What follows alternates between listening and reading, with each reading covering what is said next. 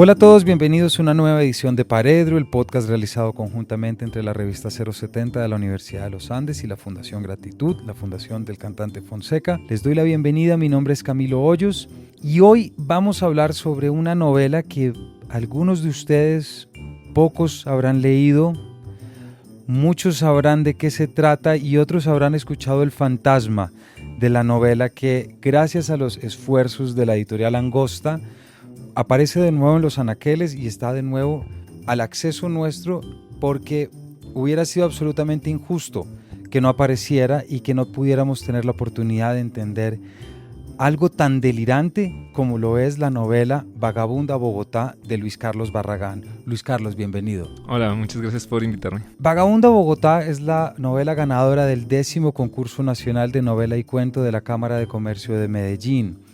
Quisiera comenzar leyendo lo que dijeron entonces los jurados. Esto fue en el 2011.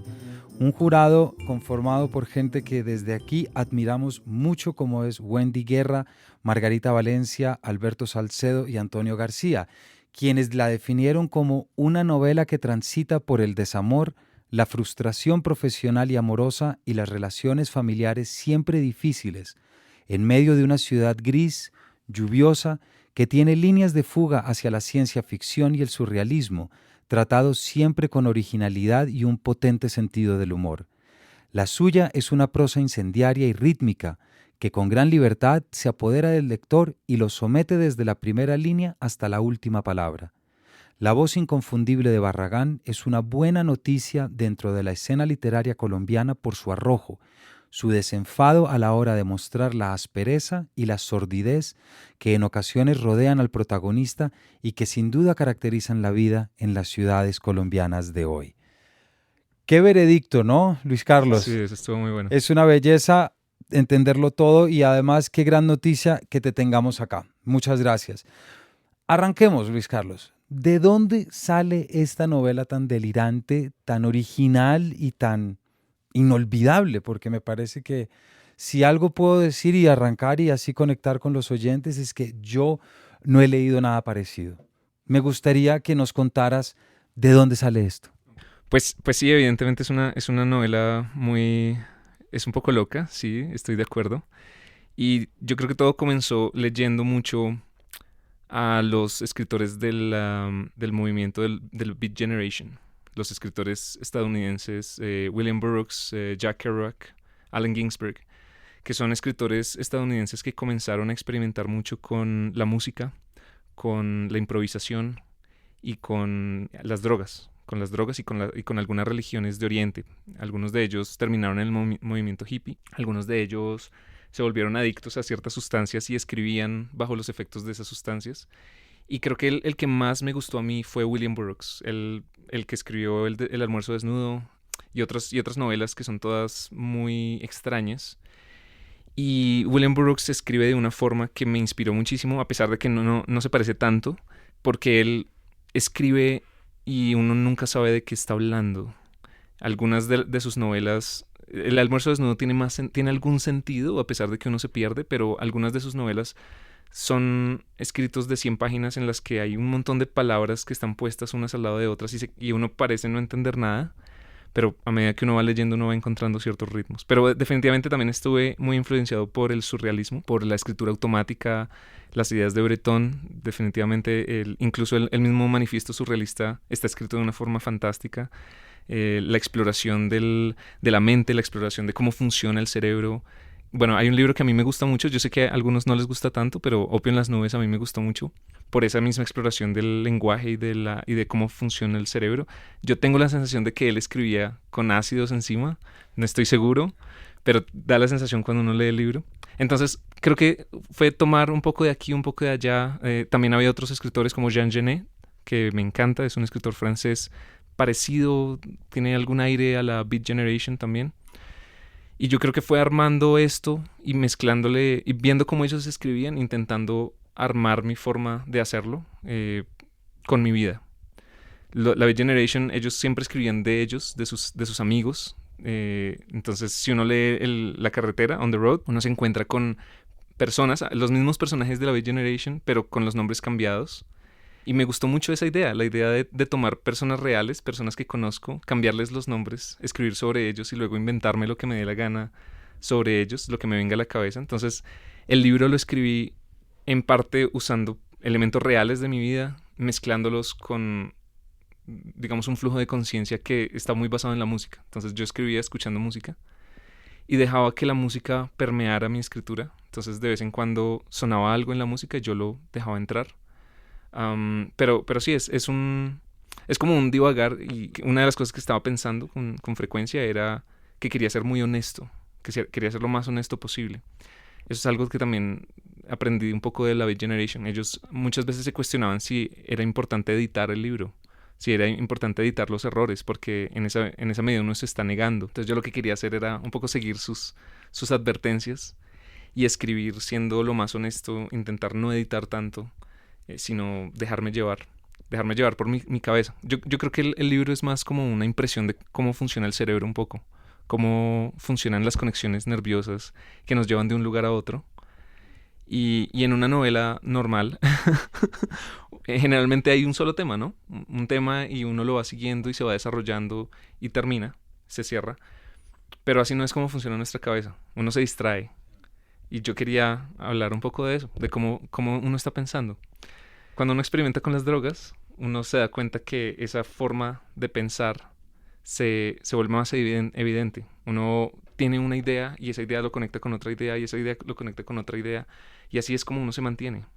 De hecho, cuando uno conversa con una persona, la conversación es eso, es como tú cómo conectas lo que yo acabo de decir para crear más diálogo. Y creo que ese fue el experimento, intentar ser honesto, mezclar las cosas que me sucedían en la vida y luego comenzar a editarlo un poco, organizar los párrafos, organizar la información, mejorar a los personajes. Hay personajes ficticios también y así poco a poco lo fui armando. Hay un tema que remite directamente desde el título y que tú acabas de mencionar, que es la idea de Vagabunda Bogotá y del vagabundeo y de lo que Breton denominaba el vagabondage, que tiene que ver precisamente con la deambulación y cómo la deambulación urbana permite abrir esos vasos comunicantes mentales y forzar las relaciones, las interrelaciones, que es pues prácticamente lo que dice Breton, que es la escritura automática. Eso me parece que cualquier lector que esté familiarizado con el surrealismo francés y con las estrategias narrativas un poco alejadas de lo modernista inglés, sino que buscan romper esas fronteras, se lo va a encontrar con un personaje que camina a la ciudad de Bogotá. Cuando supiste cuál era la forma, ¿cómo lo rellenaste? En realidad, pues es un poco, o sea, la escritura del libro sucedió hace mucho tiempo. Yo tenía como 18, 19 años cuando comencé a escribirla. Y en esa época, pues estaba terminando la adolescencia, entonces creo que las hormonas estaban bastante disparadas, estaba conociendo cosas nuevas, estaba teniendo experiencias sexuales por primera vez, entonces fue como, yo quería hablar de eso, pero a mí me ha gustado mucho siempre la ciencia ficción también, me interesa hablar de la realidad en términos de ciencia ficción. Me parece que la ciencia ficción es maravillosa para ayudarnos a describir la realidad, a pesar de que uno piensa que la ciencia ficción es algo loco que se aleja de la realidad. En realidad creo que es lo contrario. Y utilicé esa herramienta para describir sentimientos. Por ejemplo, una persona se va del planeta y la separación me parecía como una extrapolación de cuando una persona se va, no solo se va de nuestra casa o de nuestra ciudad o de nuestra ciudad, sino que se va del planeta o se va de la galaxia. Me parecía que hablar en esos términos describía mejor los sentimientos. ¿Por qué no le explicas un poco a nuestros oyentes, Luis Carlos, a qué te refieres con alguien que se va del planeta? Como para que nuestros oyentes entiendan por lo menos ese distinguible línea narrativa que es la búsqueda de Luis Carlos, de un personaje que se llama como tú, en Bogotá, un poco ante la ausencia de Mario que se va. Entonces, la novela se trata, si uno puede más o menos decir de qué se trata, es sobre un chico que tiene mi nombre, que se llama Luis Carlos, y su novio que se llama Mario, que a propósito es un personaje que no existe, me lo inventé, que se va del planeta porque se gana una beca para estudiar en una estación espacial en Urano. Y se gana una beca para hacer la maestría en una estación espacial que está en la órbita del planeta Urano. Entonces cuando se va, pues el protagonista se siente bastante solo y bastante sin sentido en su vida y quiere volver a él, pero la única forma que encuentra es a través de una especie de transmigración del alma o de su conciencia. Y a través de esto suceden como una serie de aventuras, una serie de encuentros con personajes que están también un poco perdidos, que no saben muy bien qué están haciendo con sus vidas, que consiguieron un trabajo que les tocó, ese tipo de cosas. Y va narrando un poco también su historia con él, cómo era. Y se va dando cuenta que los límites, además, que existen entre las personas y las conciencias son mucho más fluidas. Y eso es lo que él va descubriendo, que los límites no existen o que los límites se pueden atravesar con facilidad, que los límites entre una persona y otra o entre un país y otro es como ese descubrimiento un poco místico también, no sé si te diste cuenta, de qué significa estar vivo, qué significa, para qué estamos o para qué estoy aquí y si no tiene sentido, por qué sigo y por qué intento conseguir logros pues fantásticos como los que quiere Mario, que es ser un duro en física postcuántica, que es la ciencia que se estudia en ese mundo, si uno se va a morir. Y entonces en ese entender es como una revelación de nada importa o todo importa. Pero bueno, eso lo dejo ya en el libro porque ya sería un poco spoiler. Vale. Pues creo que aquí acabas de decir algo que es muy importante que nuestros oyentes entiendan y se queden la idea, y es que a pesar de que por lo que nos cuentas parece ser una novela absolutamente, que lo es, que conste delirante, que poco tiene que ver con nuestra superficie real, es una novela tremendamente humana, porque es una historia de amor y es todas las implicaciones del desamor, del abandono y de la soledad. Eh, ¿Cómo manejas tú ese discurso amoroso dentro de la novela? Porque me parece que ese es un componente emocional muy bonito que contrasta muy bien con esta delirante secuencia de acciones, pero cuando uno barre y se conecta con el párrafo, entiende que está acompañando a personajes solos y entiende que, tal como tú acabas de decir, está acompañando a personajes que transcurren en una Bogotá ya de por sí gris y bastante siniestra, buscando su propia manera de entenderse como personas distintas. Ahora que han pasado varios años desde que escribí la novela, yo siento que lo que él experimenta es un poco... Es muy real porque he visto que muchas personas sienten esas cosas y yo he sentido ese desamor o ese abandono. Pero me parece terrible también como este tipo de historias en las que el amor es lo que le da el sentido a la vida o una persona le da el sentido de vida a una persona. Y que toda la estructura de la novela esté basada en eso también me parece como algo muy dramático sobre la condición humana, como que las personas se enamoren de esa forma. Es terrible que las personas sientan ese desamor cuando terminan una relación. O sea, son unos sentimientos muy, muy potentes y es dramático que la gente no los pueda controlar, por ejemplo. Y que se sientan patéticos por no poder controlar esos sentimientos, porque una persona se fue, entonces ya la vida no tiene sentido. Eso no tiene sentido, eso es absurdo. Pero, pero creo que la gente intenta lidiar con estas tusas lo mejor que pueden y a veces terminan de formas muy, muy mal, ¿no? Como suicidios y cosas así. Ahora que han pasado los años, yo creo que yo no quisiera sentir ese desamor de esa forma, pero sé que sucede y creo que lo que yo más estaba sintiendo en ese momento era soledad, más que una tusa, era que me sentía muy solo. Y estando solo, creo que lo que uno más, o lo que más comencé a pensar fue en cómo me puedo unir con los demás, o cómo puedo sentir al otro, o cómo puedo dejar de estar solo, básicamente. Y si eso uno lo toma un poco, si uno lo lleva un poco más lejos, eso puede ser cómo puedo amarlos a todos, o cómo puedo ser todos. Ese tipo de reflexiones, digamos, son las que me llevan a estos diálogos del amor. ¿Cómo puedo, digamos, la idea de Jesús, de una persona que los puede amar a todos, del Jesús cristiano, que puede amar a todas las personas, me parece como una utopía del amor. Y una persona que no puede sentir odio es algo fascinante.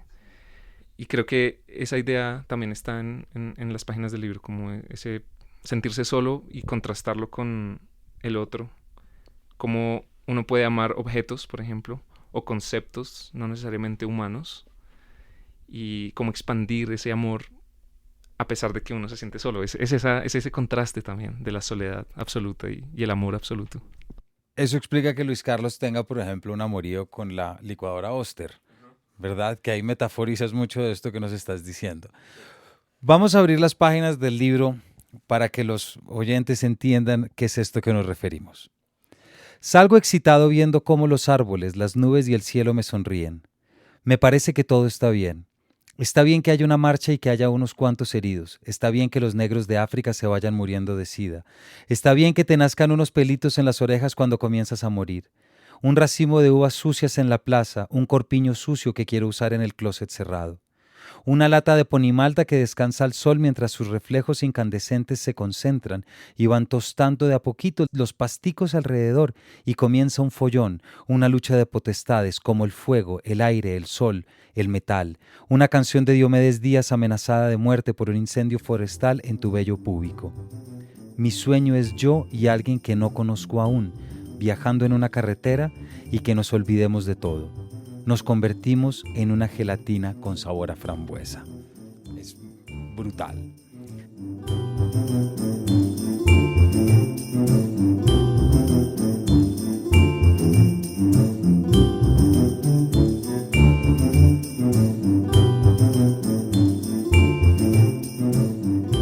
Luis Carlos, ¿qué imagen de Bogotá crees tú que queda plasmada en esta novela escrita ya hace 9 años?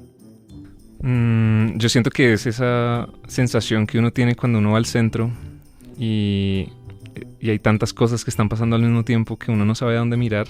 Tantos avisos, tantas personas gritando que están vendiendo algo o que están haciendo algún truco para ganar plata.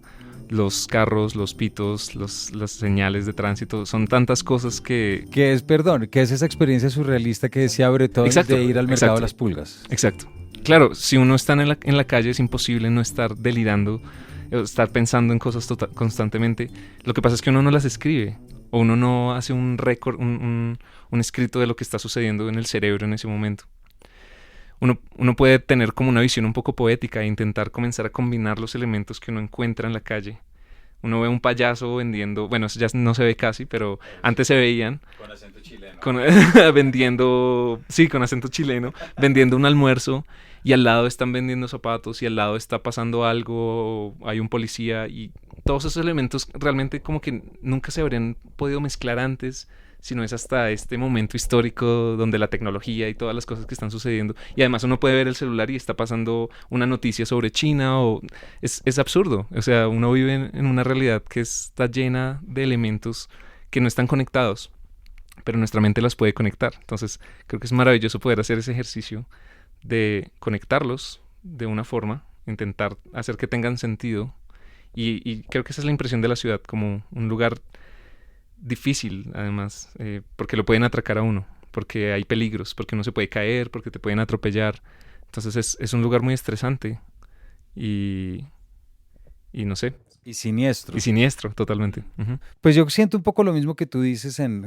Ayer o antier estaba caminando la nueva séptima ya entregada y claro, los urbanistas nos van a detestar por lo que voy a decir, pero a mí me encanta ver eso lleno de vendedores.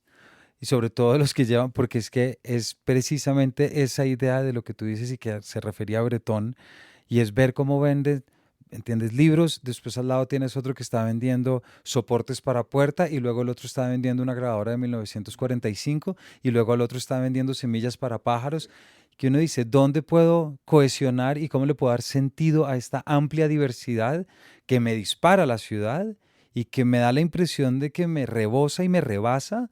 Pero la experiencia surrealista en ese sentido es precisamente cómo le genera un sentido a todo esto que parece tan desorbitado.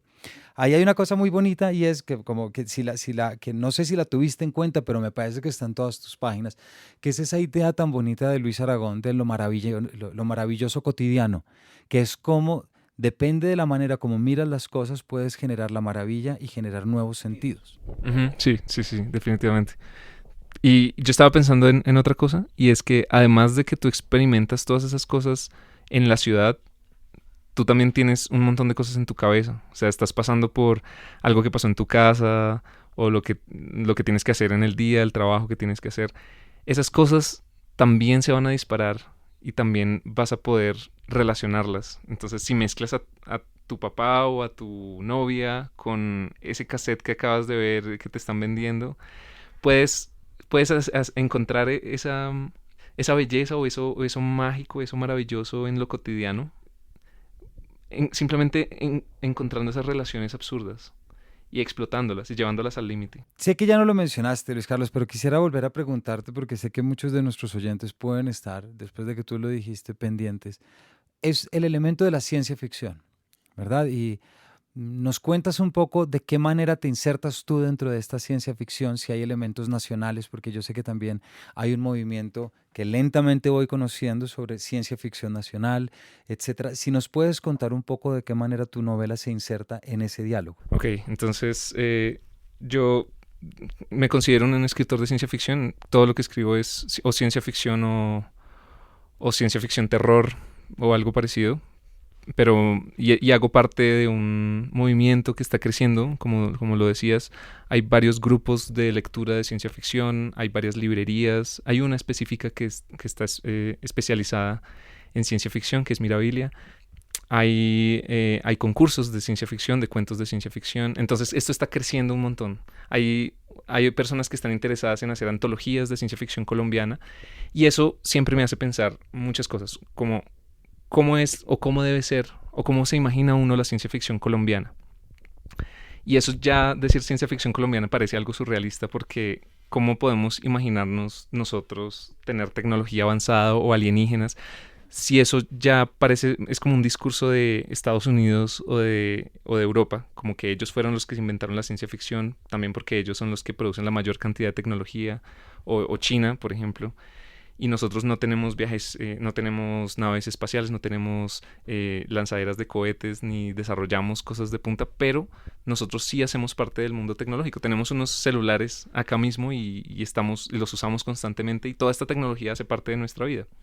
Entonces, mis preguntas siempre son, ¿cómo podemos integrar o cómo podemos imaginarnos esto en un futuro o en un pasado alterno? ¿Cómo podemos llevar más allá las ideas que tenemos acá? Y creo que eso es algo que me gusta mucho de la ciencia ficción y que creo que intenté hacer con esta novela y con todas las cosas que escribo. Y es que la literatura tiene una capacidad para la imaginación extraordinaria y generalmente no la explotamos. O sea, la literatura colombiana sí tiene sobre todo muchos elementos de fantasía, los ha tenido, pero con mucha frecuencia nos quedamos en la realidad. Y eso está muy bien. La realidad hay que describirla y hay que hablar muchas cosas sobre el mundo real, pero hay un montón de cosas que podemos hacer con nuestra mente y que no la hemos...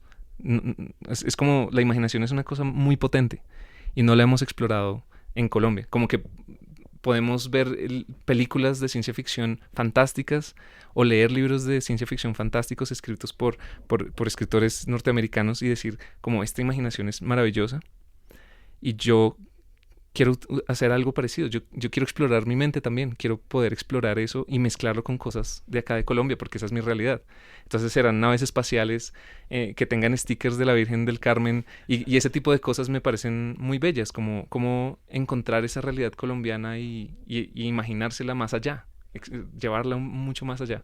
Y tú, si tú vas a una nave espacial en Subachoque. Sí, exacto. Hay una estación espacial que se ¿verdad? llama Subachoque.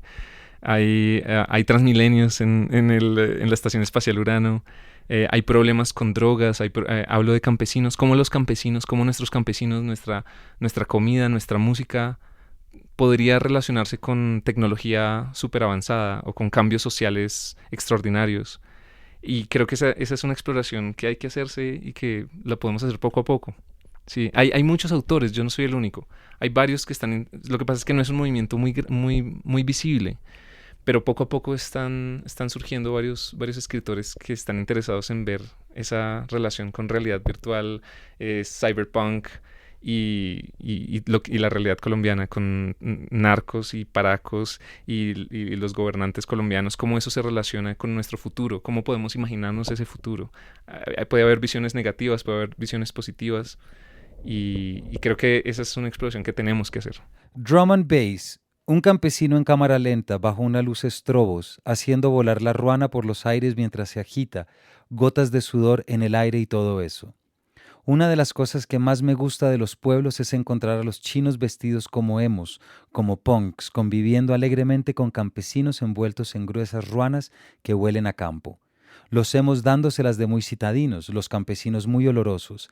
En la mitad, una calle pavimentada de la que poco a poco crecen pastos hacia el cielo. El campo comiéndose la ciudad comiéndose el pasto. Pero el drum sigue sonando y la luz estrobos sigue disparando. Un emo de ascendencia indígena mirando desde las páginas de este libro al lector, con la cara pintada como los Ocaina y como los Ticuna. La gente de las estaciones espaciales son gente rara, posmodernas por naturaleza, ávidas de mezclarlo todo, de revolver el black metal con el vallenato, la salsa con la música hindú, de vestirse la mitad de punqueto y la otra mitad de karateca, una sociedad crecida en el punto exacto en el que convive la modernidad y la tradición, una Virgen María rodeada de LEDs de última tecnología.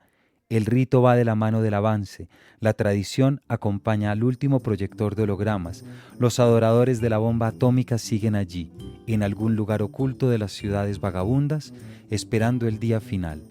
Lola, el punk es una moda y tú lo sabes.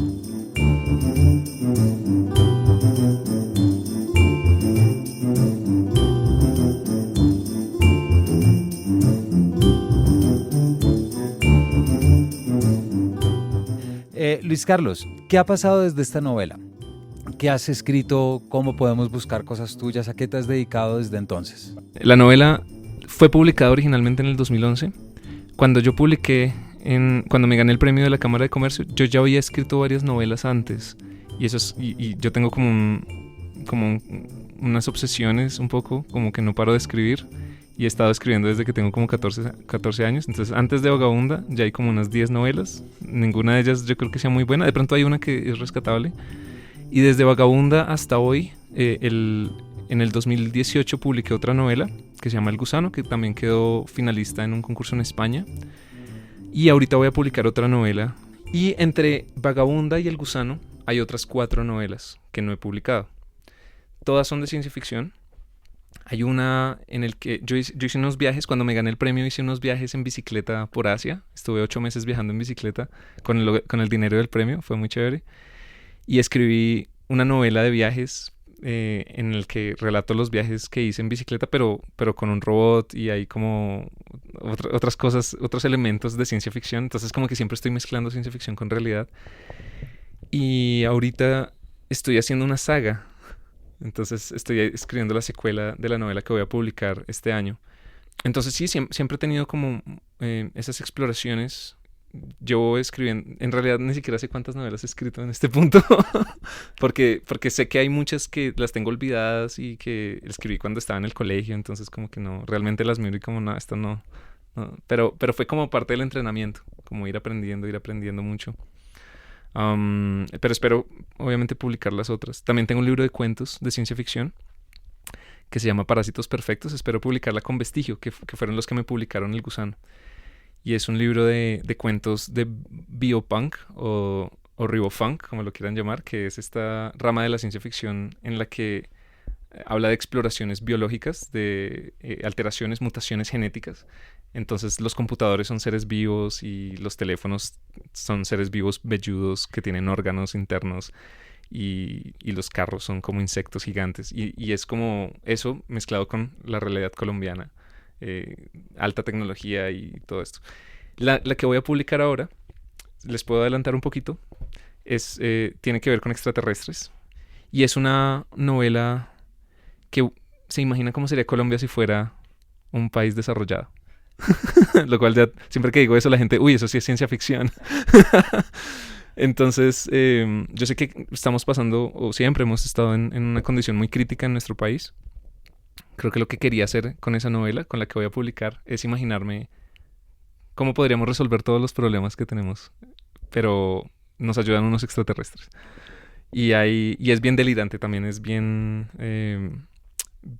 alucinatoria la idea, pero esas son mis ideas siempre. Como estoy pensando siempre en cómo podemos, desde la ciencia ficción, imaginarnos algo mejor, porque últimamente la distopía ha sido como lo normal en la ciencia ficción, imaginarnos futuros peores, y yo quiero hacer lo contrario, quiero imaginarme futuros mejores.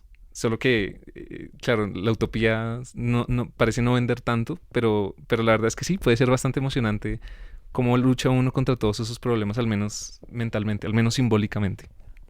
Con esta última respuesta me quitas un poco la pregunta que te iba a hacer, y es que ¿a qué aspecto de la realidad nacional apuntas a través de la ciencia ficción o a través de tu escritura? Porque si algo tenemos que dejar muy claro acá es que parecería que todo lo que nos cuentas es absolutamente delirante y nada tiene que ver con nosotros, pero es lo contrario. Es todo lo contrario, y lo que haces, tal como nos has contado, es abrir nuevos aspectos, nuevos espacios, nuevas fronteras y nuevos límites para poder generar nuevas dinámicas y nuevas asociaciones.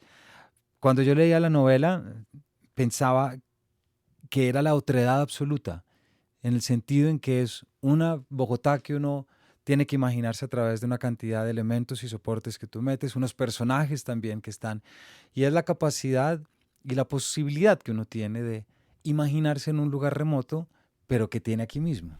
Ujú, sí, correcto. Eso tiene mucho sentido.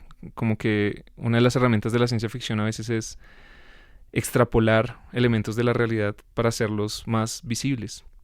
Por ejemplo, 1984 de Orwell toma unos elementos que simplemente son lo que estaba sucediendo en Rusia stalinista y exagerarlos al punto de demostrarnos que realmente no los estaba exagerando, simplemente los estaba nombrando.